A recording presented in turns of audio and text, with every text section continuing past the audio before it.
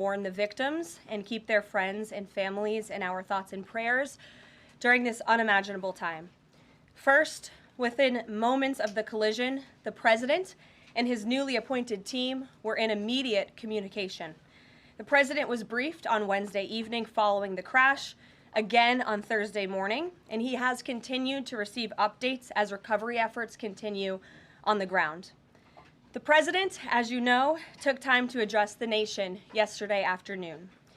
To deliver accountability, President Trump swiftly signed a memorandum directing an immediate assessment of the Federal Aviation Administration to ensure the federal government is maintaining the highest personnel and policy aviation safety standards.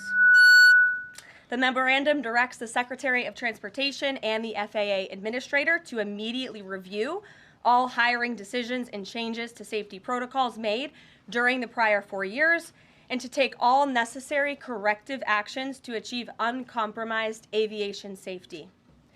The review will include a comprehensive assessment and reversal of any deterioration in hiring standards and aviation safety standards and protocols during the previous administration. Aviation safety was addressed by President Trump before this tragic collision even took place. On his second day in office, the President signed a memorandum to immediately stop Biden DEI hiring programs and return to non-discriminatory, merit-based hiring.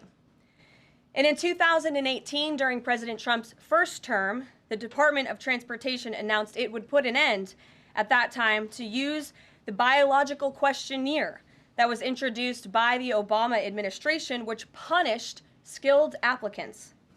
President Trump has long led on the issue of aviation safety, and he will continue to do so. He will continue to deliver on the promises he made to the American people at record speed. The Senate has already confirmed 8 of President Trump's exceptional cabinet nominees, including most recently Transportation Secretary Sean Duffy, as you of course know, EPA Secretary Lee Zeldin, and Interior Secretary Doug Burgum, who is scheduled to be sworn in later today. We expect the Senate to continue quickly confirming the remainder of President Trump's well-qualified nominees in the days ahead.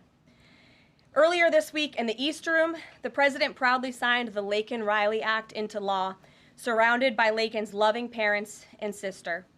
This common-sense bipartisan law mandates the federal detention of illegal aliens who are accused of theft, burglary, assaulting a law enforcement officer, and any crime that causes death or serious bodily injury, like the animal who murdered Laken Riley in cold blood. This was the first piece of legislation President Trump proudly signed as the 47th President of the United States, and it will guarantee that Laken did not die in vain. As Laken's mother, Allison, tearfully said during the signing event, President Trump said he would secure our borders and that he would never forget about Laken, and he hasn't. He's a man of his word, and we trust that he will fight for the American people. Those are the words of Laken's mother, and we will never forget them. So to help lock up even more criminal illegal aliens, President Trump signed a memorandum this week to detain them at Guantanamo Bay. This action will expand the Migrant Operations Center at Naval Station Guantanamo Bay to full capacity to provide critical extra detention space for high-priority criminal illegals. Our brave ICE agents continue to arrest more and more of these types of individuals every day in communities across our country. And I have more updates for you. On January 27, 2025, ICE Chicago arrested a citizen of Guatemala who has been convicted of solicitation to meet a child, disturbing, and sentenced to 24 months probation. On January 28, 2025, ICE Atlanta arrested a citizen of South Korea who has been convicted of 9 counts of possession or control of material depicting minors in sexually explicit conduct. On January 28th, ICE New York arrested a Mexican national previously charged by the state of New York for attempted murder and possession of a weapon and assault. And on January 28th, ICE Philly arrested a citizen of Mexico who has been convicted of possession of child pornography. Our message is simple. If you are a criminal illegal alien, you will be arrested and deported.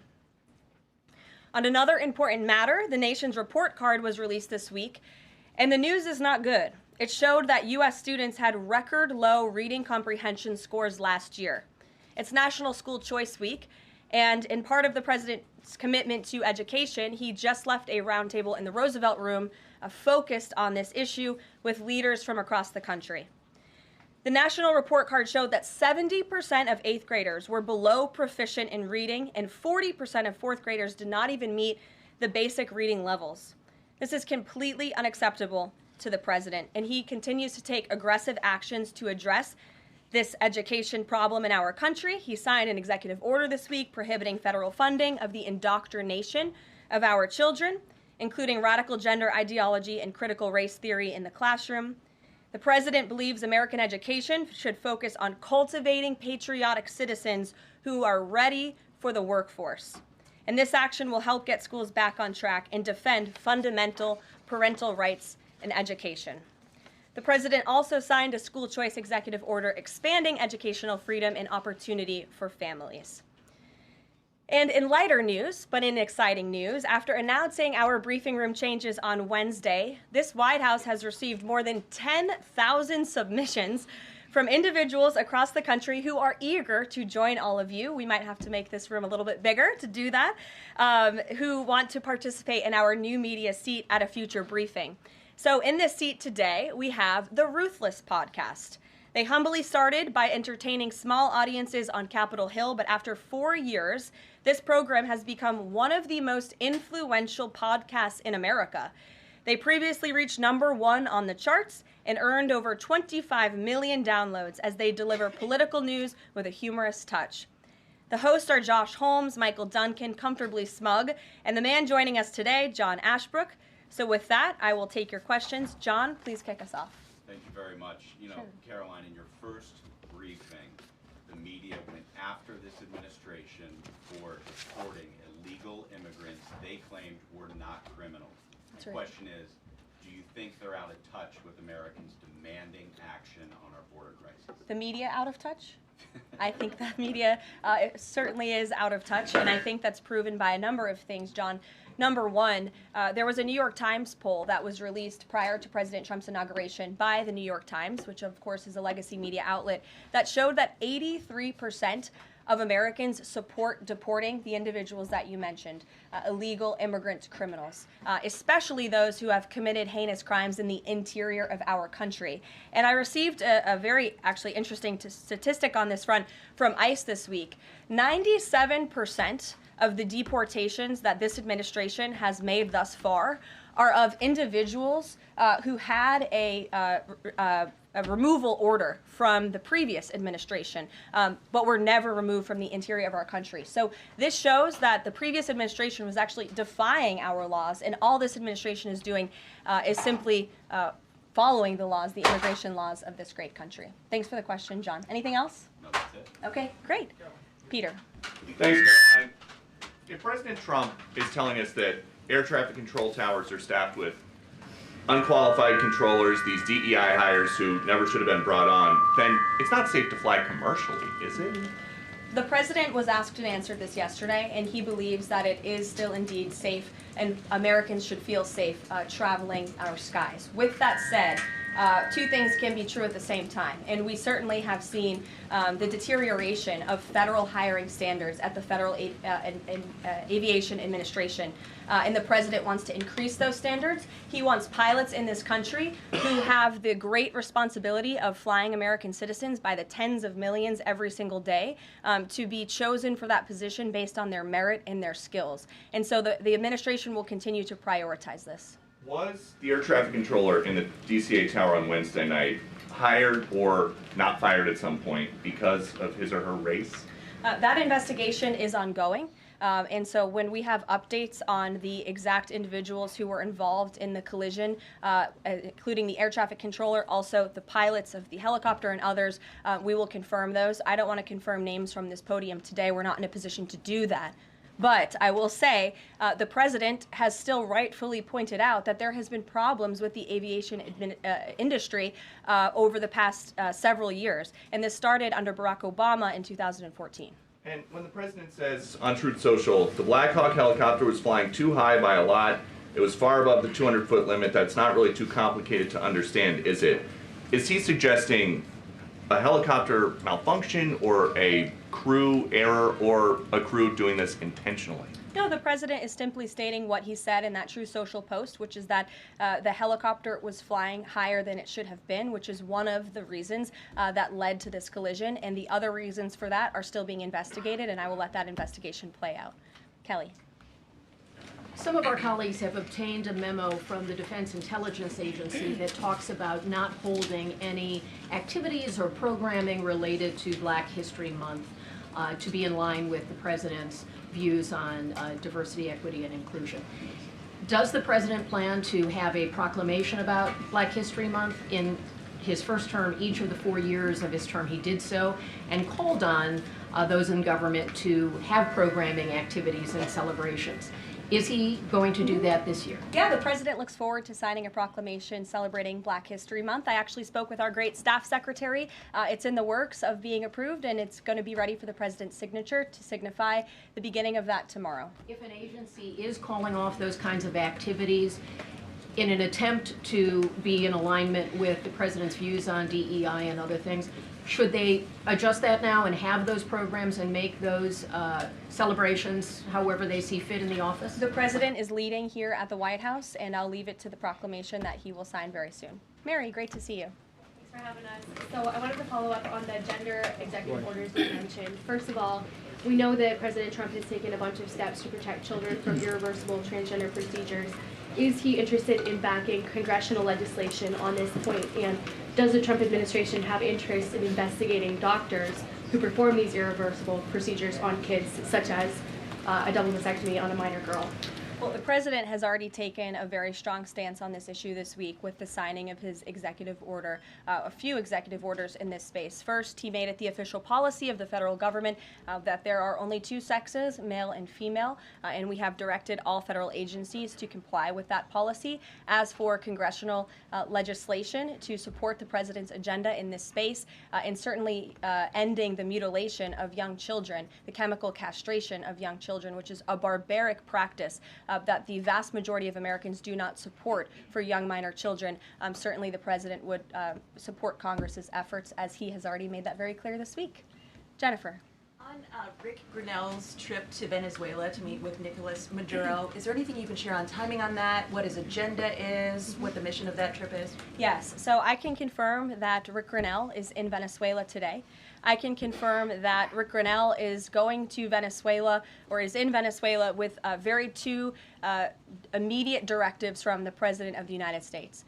Number one, Rick Grinnell has been instructed to identify a place and ensure that repatriation flights of Tren de Aragua members, Venezuelan nationals who have broken our nation's laws, will land in Venezuela. As I said at this podium a few days ago, we expect every nation on this planet to cooperate with the repatriation of our citizens, and so Rick Grinnell is in Venezuela to ensure that can continue. And number two, Rick Grinnell is in Venezuela to ensure that all U.S. detainees in Venezuela are returned home. That's his mission, and I will provide a readout after this trip. On Bob Menendez, can you tell us if anyone has approached the White House or the president about a pardon or a commutation? I have not been part of those discussions. If they have, I am not sure if they have, but I won't speculate on potential pardons that may or may not happen. To my awareness, the answer is no. Justin. Hey, friends at Reuters are reporting that the president has made a decision on the Canada and Mexico tariffs, but that they won't actually be implemented until March 1st. I was wondering if you could confirm that and talk through some of the president's thinking there. I saw that report, and it is false. I was just with the president in the Oval Office, and I can confirm that tomorrow, the February 1st deadline that President Trump put into place at a statement several weeks ago, continues. The president will be implementing tomorrow a 25% tariffs on Mexico, 25% tariffs on Canada, and a 10% tariff on China for the illegal fentanyl that they have sourced and allowed to distribute into our country, which has killed tens of millions of Americans. These are promises made and promises kept by the president. The president yesterday said that last night he was planning to discuss whether an exemption would be made on oil imports. Do you have any information on what decision he made there, or will there be exemptions at all offered under this? I don't have an update or readout for you on the exemptions, but those tariffs will be for public consumption in about 24 hours tomorrow, so you can read them then. Stephen Nelson. Thank you very much, Caroline. I have 3 questions, if that's all right. I'd like to ask you about press freedom and then about 2 economic matters. Sure. On press freedom, on Tuesday you announced plans to roll back the more restrictive press badge policy of the Biden White House. But there's a different anti-press freedom policy I wanted to ask about. The Biden White House adopted a mysterious pre-screening process for journalists allowed into large event spaces that in the pre-pandemic phase of the first Trump term were open to all journalists on campus. This effectively limited the diversity of reporters present and blocked the asking of questions that large segments of the American public wanted answered. As press secretary, can you commit to abolishing this mysterious pre-screening process? There were a lot of mysterious processes that my team and I have had to unravel over the past 2 weeks that were implemented by the previous White House and in particular the previous press shop here. And so I can commit to a greater access and transparency, which I believe we already have by ensuring that the 440 journalists whose credentials were revoked will be reinstalled. They will get their credentials if they wish to. We've also, of course, opened up a new seat to new media. And as far as open press events here at the White House, if we tell you it's open press, it's open press. So just to confirm, this pre-screening thing is something you're aware of and you'll work to undo to the maximum extent possible. When we say something is open press, it will mean it's open press. Economic matters, and I can just ask them both at once for Sure. you. In New York City, Governor Hochul's congestion pricing went into effect this month. Vehicles that drive through parts of Manhattan have to pay a $9 toll. President Trump has made clear his opposition. He said that it's, quote, the most progressive tax known to womankind. Will the administration be trying to block this? And the second question is, millions and maybe tens of millions of Americans who voted for President Trump were excited about his plans to do away with taxes on tips, overtime, Social Security benefits. But there's uncertainty about the timing of this. So can you clarify for them when this is going to happen? And does President Trump want this to be in the first, all 3 of those in the first batch of legislation early this year? Well, to answer your question in one swoop, I will say that President Trump is committed to lowering taxes for Americans, cutting taxes for Americans. As for congestion pricing in New York, I do know that the president spoke with Governor Hochul about that. I don't have any, actions, so to speak, to read out for you on that issue today. Number 2, when it comes to no taxes on tips and Social Security, the president has made it very clear to our allies on Capitol Hill that is a critical piece of this reconciliation package, and he expects that his tax cuts from 2017, which put a lot more money back into the American people's pockets, those must be implemented, and no tax on tips. The president is intent on delivering on that promise, and he will get it done. Overtime also as part of reconciliation? Yes. Sure. Thanks, Caroline. Can you guarantee that those tariffs won't increase prices for Americans, including at the gas pump and the grocery store? I think Americans who are concerned about increased prices should look at what President Trump did in his first term. He effectively implemented tariffs, and the average inflation rate during the first Trump administration was 1.9%. In fact, when President Trump left office, it was 1.4%. So President Trump is going to do everything he possibly can to cut the inflation crisis that the previous administration imposed on the American people, and he will continue to effectively utilize tariffs. If those tariffs do increase prices for Americans, will the administration reverse them? That's a hypothetical question, and the president is intent on ensuring that he effectively implements tariffs while cutting inflation and costs for the American people.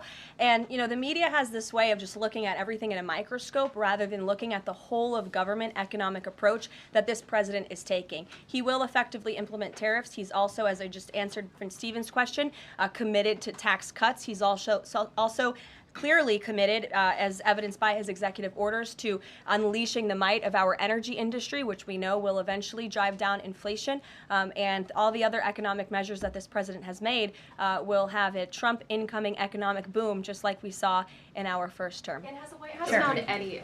Fox Business, yes. Yeah, thanks. Keep that, Caroline. You're welcome. Justin Trudeau, the Canadian Prime Minister, said today that if the U.S. imposes tariffs, he will respond and he will not relent until the tariffs are removed. Are we seeing the start of a trade war with Canada? I don't think so. I think the president is going to implement those tariffs tomorrow, and he will respond to Mr. Trudeau's comments in due time, I am sure. What type of things have to happen? What does the administration need to see in order to avoid those tariffs?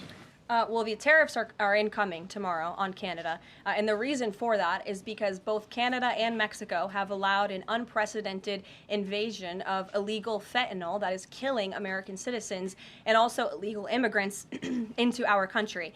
In fact, I have more language for you right here. Canada, Mexico, and China, which, as I mentioned, President Trump will implement a 10% tariff on China, have all enabled illegal drugs to pour into America. The amount of fentanyl that has been seized at the southern border in the last 2 years alone has the potential to kill tens of millions of Americans. And so the president is intent on doing this, and I think Justin Trudeau would be wise to talk to President Trump directly before pushing outlandish comments like that to the media. If I may, one more. Yes, Now Lindsay. that the Back to the president, plane crash for one. If I can go back to the plane crash for just 1 second. You're The interrupting president- your colleague, but I'm sure. sorry, I thought you called on me. Just I a quick called on question. Lindsay. The president this morning said the Black Hawk helicopter was flying too high. I'm wondering if he's basing that on what he learned from investigators, and if you could offer a little bit more of a window into how he is keeping abreast of this investigation. Sure. Is the NTSB briefing him separately? Is he meeting in the Situation Room?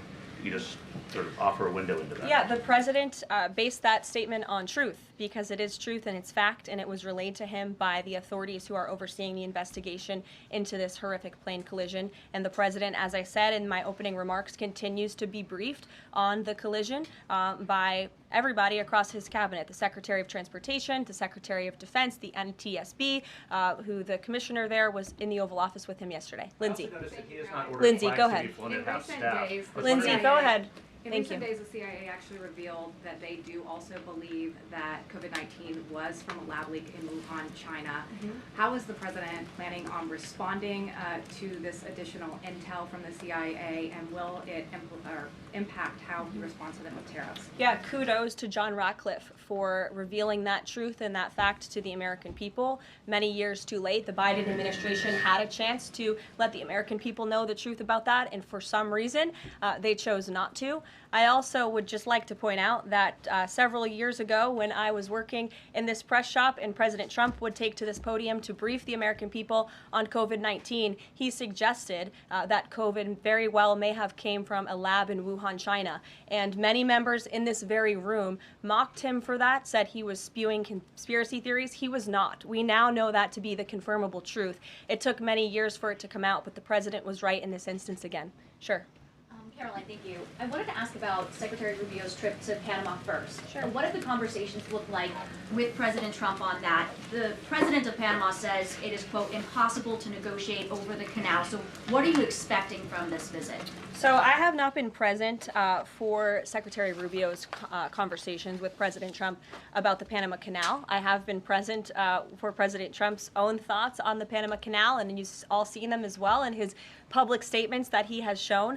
He believes it's unacceptable that the canal is essentially run by the Chinese Communist Party. If you look at both ends of the canal, massive Chinese Communist Party linked companies run the canal. That's unfair to the American people, many of whom lost their lives many years ago building this canal. The American taxpayers are paying millions of dollars for the canal, and the president believes it's in our national interest as a nation for Secretary Rubio to go there and begin these discussions, and that's exactly why he's doing that. Caroline. Sure. Thank you very much, Caroline. Is the United States in the process of pulling out of Syria militarily? Because the president wanted to do that in his first term as well, and he had a lot of pushback from the Pentagon and Congress. And based on what he said yesterday, is he considering doing that in a short time? The president was asked and answered this question yesterday, and he, as the commander-in-chief of the United States military, reserves the right to review troop deployments overseas at any point in time. Is that a topic right now? Yes. Thank you. Two questions. So we now know that the staffing was not normal at the air traffic tower, and so with the government freezing the hiring of new federal workers and offering buyouts, are you not afraid that more incidents of different kind could happen with less staffing in different agencies? Well, the president is intent on ensuring that we are increasing staffing at these agencies, and that's why he signed a very strong executive order on his second day in office, immediately terminating DEI hiring practices at the FAA. He also, following the tragic crash, as you all know, in the Oval Office yesterday, signed a memorandum directing an immediate assessment of the FAA to ensure the federal government is maintaining the highest personnel and aviation safety standards. And I would also just say there's a cultural piece to this as well. If you are an American who has spent many years studying aviation and you graduate from school and you're an air traffic controller based on skill and merit, and then you apply for a job and you're forced to fill out a biographical questionnaire asking you the color of your skin and asking you where you're from in details that aren't relevant at all to the job description, I think that deteriorates the morale of people in this industry. And if you talk to people in this industry, they'll tell you that. In fact, many of them filed a lawsuit against the FAA a couple of years ago under Joe Biden's administration because they were denied positions because of this DEI hiring practice that was putting identity politics over merit and skills. That's unacceptable. And I think just to put a fine point on this, because this is the third or fourth question I've answered on this subject, when you are flying on an airplane with your loved ones, which every one of us in this room has, do you pray that your plane lands safely and gets you to your destination, or do you pray that the pilot has a certain skin color? I think we all know the answer to that question, and as President Trump said yesterday, it's common sense. Rob Crilly. Yeah, I'd just like to follow up on that last question, actually. Has there been any sort of assurance from the FAA that they will immediately improve staffing levels, given the reports of not normal staffing levels on Wednesday? Oh, absolutely. You had Secretary Duffy here yesterday at the White House at this podium saying that he is on it, and we can all trust that he definitely will be. John Decker. Thanks a lot, Carol. You called on me, right? Yes, I did. Thank you very much. As long as your name's still John Decker. It is. Absolutely. Thank you. The president's meeting today with the founder and CEO of NVIDIA. What is that meeting concerning, and who sought that meeting? I don't have details on this. It's a private meeting. It will take place at 2:30 p.m. I'll try to get there in time, and I can let you know after. How's that? On Guantanamo Bay, can you give more details about setting up that detention facility at Gitmo? How will that come about? What's the timing in terms of standing it up? And of course, this has happened before during the Clinton administration. Yeah, that's right. Detainees of Cuban and Haitian descent were both detained at Guantanamo. Are you looking at that model in setting up this detention facility? Secretary Hegseth, I believe, was on television this morning answering this question, and he said that the Department of Defense is already on it. He has directed his agency to ensure that Gitmo is increasing their capacity for beds, and that's exactly what President Trump's executive order did. It directed Secretary Hegseth and also Secretary Noem to expand the Migrant Operations Center at the Naval Station to provide for this extra detention space. And as Secretary Hegseth confirmed this morning, that operation is underway. Sure. Caroline, on the tariffs, can you clarify whether those will actually be going into effect tomorrow, or Yes. whether there might be some lead time? Yes. And are those, they will be going into effect tomorrow? Correct. And are those meant to be in place long-term, or is there a scenario in which Canada, Mexico, and China can offer concessions and then they would be removed? At this point, the president has made it very clear those tariffs are going to be implemented and in effect. If the president at any time decides to roll back those tariffs, I'll leave it to him to make that decision. But starting tomorrow, those tariffs will be in place. Sure. Thanks, Caroline. Yes. Can you confirm a report by our friends at the Daily Mail that the British Prime Minister Keir Starmer is going to be visiting the White House in February? And also, if I may, do you have any more details on Netanyahu's visit here next week? Sure. I have not seen that report about the Prime Minister. I can go check back with our friends at the National Security Council and get back to you on that. I can confirm that Prime Minister Netanyahu will be here on Tuesday, February 4th, for a working meeting and visit with the President. And I'm sure you will all be here, very excited to cover that visit. Sure. Daniel. Thank you, Caroline. You're welcome. Back on the Guantanamo Bay subject, specifically, obviously, why does the president feel like that's the best location or a good location to make sure that Americans are safe from violent, illegal migrant crime? Well, it's a really good question, and the memorandum that he signed, the order that he signed, builds on his previous executive actions, obviously, to secure our southern border and deport illegal criminals from the interior of our country. We know that we have an issue with detention space here in the interior, which is a big reason why Congress needs to pass this reconciliation package as quickly as possible to ensure that DHS and ICE have the funding they need to detain these individuals that the administration is very swiftly rounding up and deporting, arresting and deporting these illegal immigrant criminals. And so the president feels it's an appropriate place. Taxpayers are already funding it. The space is there. Why not use it? And the Secretary of Defense, as I said, is working on that as we speak. Sure. Yes. Thank you so much for having me here answering a question. So I want to talk more about the success that ICE is having, finding these violent criminal aliens, some of them being sexual predators.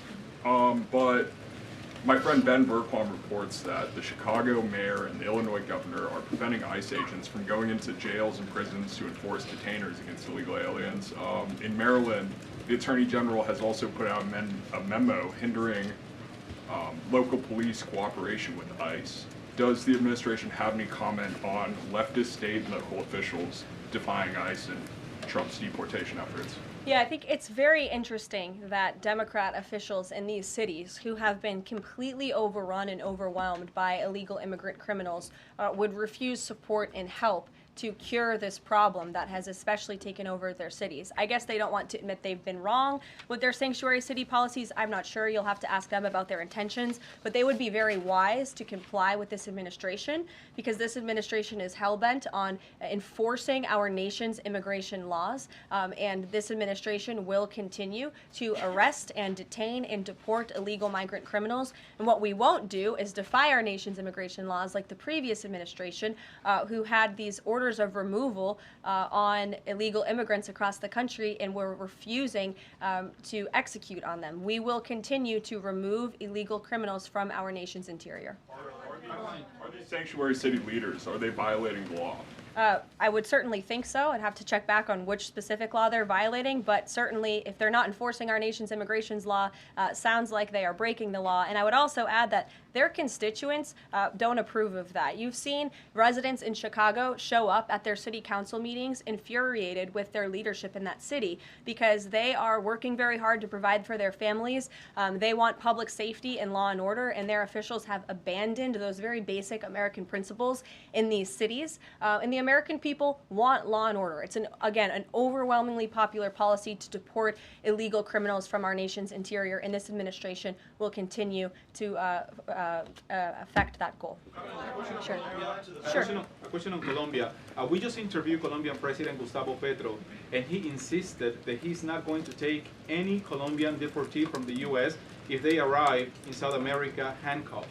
How this administration responds to that? When did the Colombian president make those remarks? During an interview with us at Univision. Well, I will share those with the President of the United States, and I will get back to you on his response. What happens if Nicolas Maduro? Caroline, there are more than 150,000 disabled Americans who are working today. The president talked a lot yesterday about hiring the best and the brightest to work in the federal government. Safety aside, does he believe that disabled people do have a place to work in the federal government? And does he also support the current protections for disabled people working in the private sector as well? The president has made it very clear that this is a common sense solution to solving some of the problems that we have seen at the Federal Aviation Administration and also when it comes to many of the federal agencies across our government. People should not be hired based on their disabilities, based on their skin color, their gender, their race. None of that matters. What matters to this president and this administration is how well you can do your job, and the American people agree with that sentiment. So it's about competence, skill, and merit. And so the president is focused on ensuring that the most competent individuals, the best and the brightest in this country, are in positions in this federal government, especially when it comes to public safety. Can't overemphasize the importance of those jobs. Sure. On her question before, President Trump is holding China accountable on fentanyl by ramping up tariffs. So how is President Trump planning to hold China accountable on COVID origins? I haven't spoken to the president about the COVID origins specifically in regards to any actions he may or may not take when it comes to China, but as I have previewed quite a few times today, he will be implementing a 10% tariff on China tomorrow. Sure. Hi. Has the president made up his mind about a timeline for tariffs on the EU? No, he has not. And will it be a one-size-fit-all, or will it be differentiated among governments? I won't get ahead of the president on tariffs when it comes to the European Union. What I can tell you, again, is that the president will be implementing 25% on Canada, 25% on Mexico, 10% on China tomorrow for the reasons that I have repeatedly laid out in this briefing. Newsmax, go ahead. Yes. Thank you so much. No, the gentleman behind you. James Rosen. Yes, James. Thank you. Thank you, Caroline. Two quick questions on foreign policy, and then one very long and tedious and ponderous Rosen question thereafter.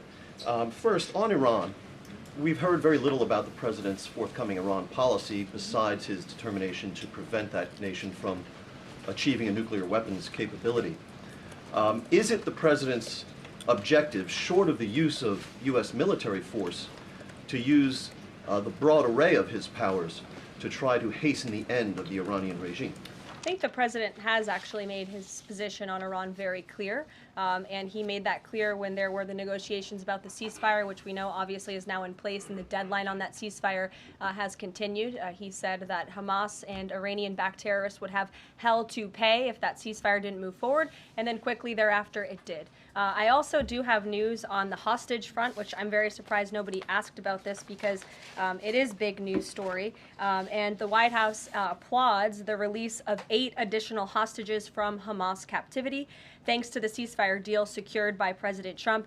3 Israeli and 5 Thai nationals are being reunited with their families and their loved ones after being held in unspeakable conditions for over 15 months. And the president remains committed to the release of all remaining hostages, and they should have never been taken by the brutal terrorist group Hamas in the first place. And I think President Trump's working meeting with the Israeli Prime Minister next week emphasizes his continued support for Israel and ensuring that brutal terrorists in that region have hell to pay. Sure. Can I just finish the other 2 questions?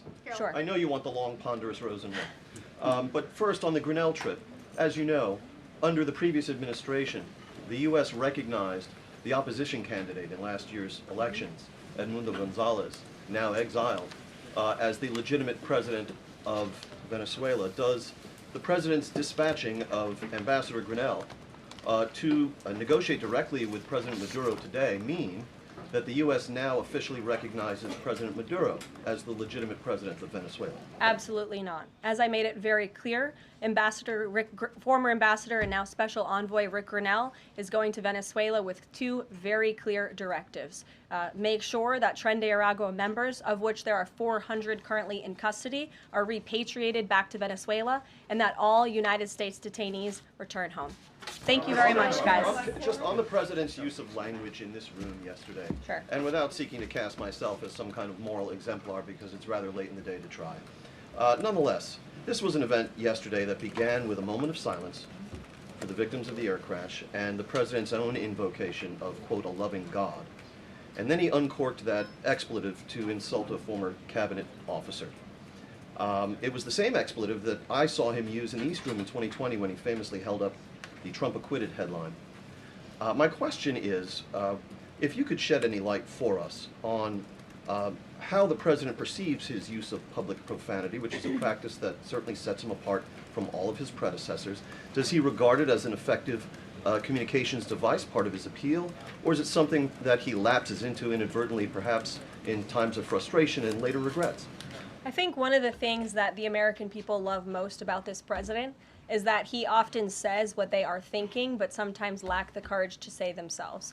And I think yesterday at this podium, you heard President Trump express great frustration, perhaps even anger, with the previous administration's policies, many of which have led to the crises that our country is currently facing and that this president is focused on fixing. Thank you guys very much. Have a great weekend. We'll see you next week.